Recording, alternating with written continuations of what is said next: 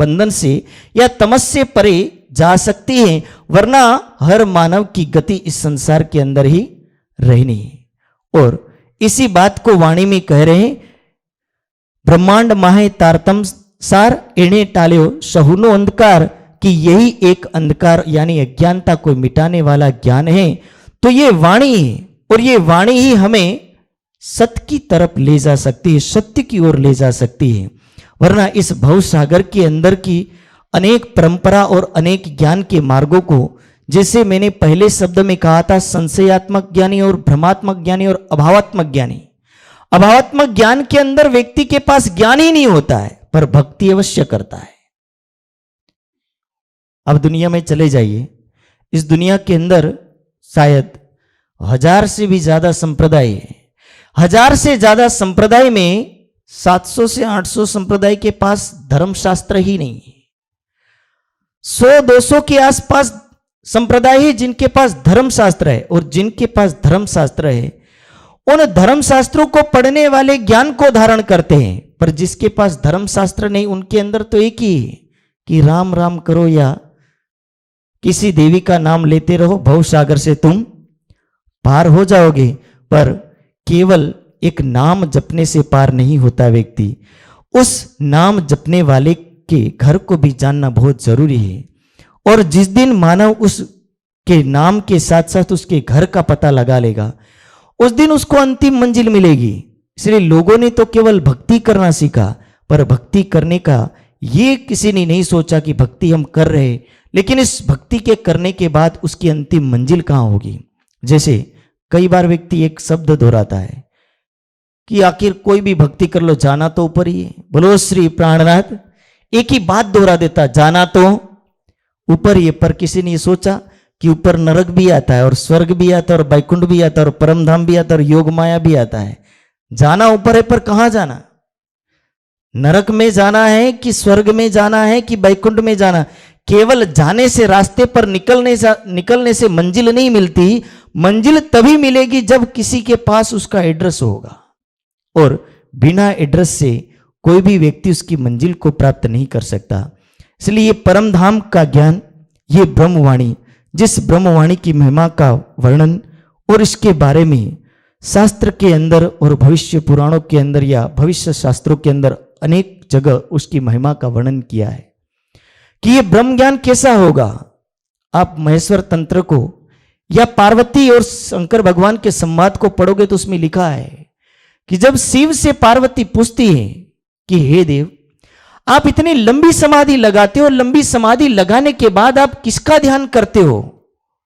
तो शिव कहते हैं कि हे पार्वती, सब कुछ पूछना, पर यह बात कभी मत पूछना। तो बोले क्यों?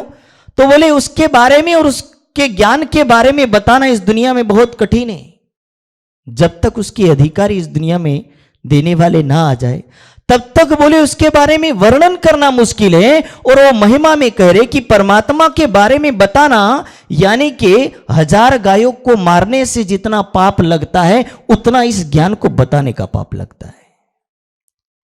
जैसे कोई व्यक्ति अपने गुरु की हत्या कर देता है और हत्या करने के बाद जो शिष्य को पाप लगता है, इतना इस ज्ञान को बताने का पाप लगता है।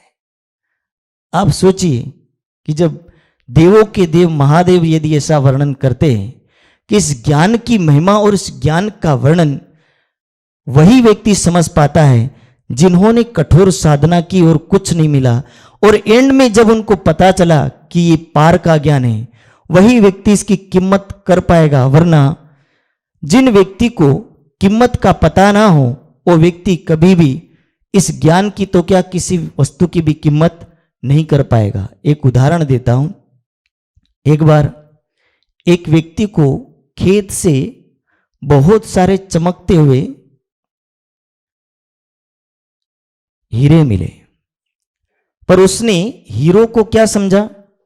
पत्थर समझा, और खेत के अंदर बैठा बैठा चिंतन करता है कि इन पत्थरों को करूं तो करूं क्या? बोले बहुत सुंदर दिखते हैं। अब सोचने लगा कि इस पत्थरों का कहीं सदुपयोग करता हूं। अब खेडूत की बुद्धि चली तो हर बार वो चकलियां बैठती हैं और कुछ ना कुछ बैठता रहता, कबूतर बैठते हैं, कुछ ना कुछ खाने वाले पोपट वगैरह बैठते रहते। सोचा कि इसका मैं सदुपयोग करता हूं इसको उड़ाने में। और उस बंदे ने सारे हीरे को, जो हीरे में पत्थर थे, सारे पत्थरों को कहां लगाया? चकले उड़ाने में, पोपट उड़ाने में लगा दिया। गलती से एक दिन ऐसा हुआ कि उसके घर के अंदर एक पत्थर ले गया, और एक पत्थर ले जाने के बाद उसकी पत्नी को कहा कि ये बहुत सुंदर पत्थर है, मैंने बहुत सारे पत्थर बर्बाद कर दिए पर एक बच गया। वो लेके गया घर पे, और घर पर जाने के बाद पत्नी को दे दिया। पत्नी ने भी उसको जो पानी का रखने का जो एरिया होता है वहां रख दिया, पड़ा रहेगा। और काफी दिन के बाद एक दिन घर के अंदर ऐसी प्रॉब्लम आ गई कि जिस प्रॉब्लम की वजह से उस औरत ने सोचा कि इस पत्थर को मैं करूं तो करूं क्या। तो वो दुकानदार के पास वो पत्थर को लेके गई और दुकानदार को कहा कि मेरे पास पैसे नहीं है, मेरा सुंदर पत्थर है, आप उसको रख लीजिए और उसके बदले में मुझे कुछ वस्तु दे दीजिए।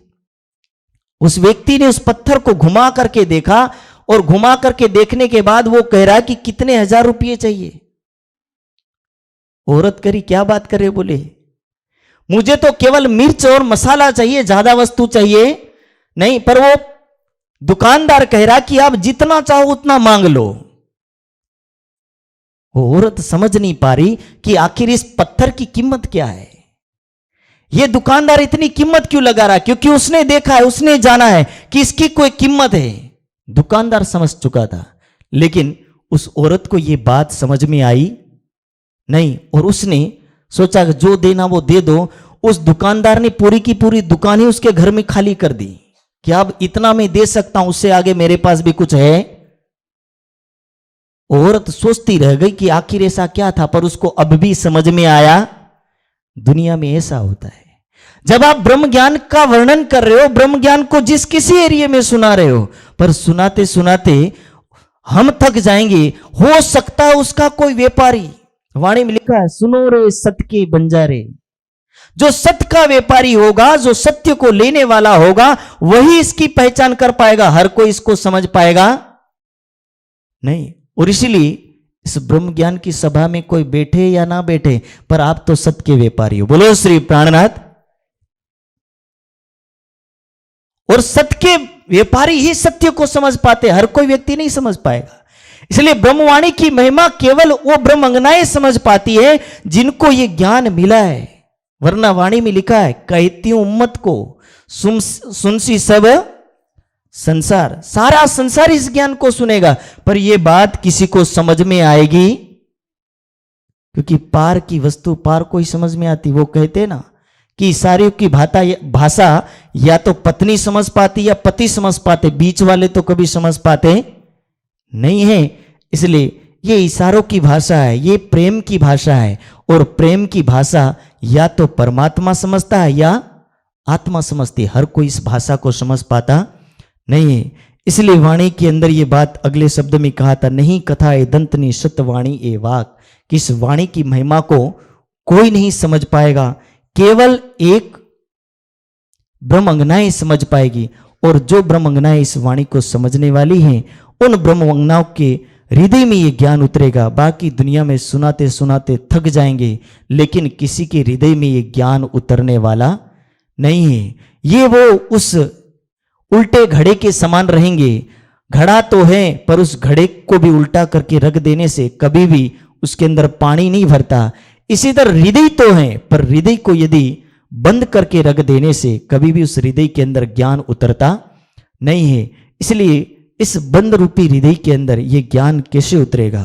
ये ज्ञान के अधिकारी और ज्ञान के बारे में जिसने वर्षों पहले इस दुनिया के अंदर कठोर तप किया होगा, और कठोर तप करने की वजह से ये सौभाग्य मिला कि प्राणनाथ जी की सभा के अंदर, यानी उस परमात्मा की सभा के अंदर बैठने का उसको अवसर मिला।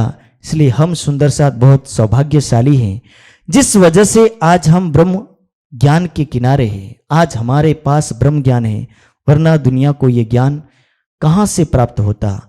लोगों को दो तो भी उस ज्ञान की कीमत नहीं है, और ये ज्ञान की कीमत केवल ब्रह्मंगनाएं जानेगी। तो इन्हीं के साथ मैं अपनी वाणी को विराम दूंगा। बोलो श्री प्राणनाथ प्यारे प्यारे की जय।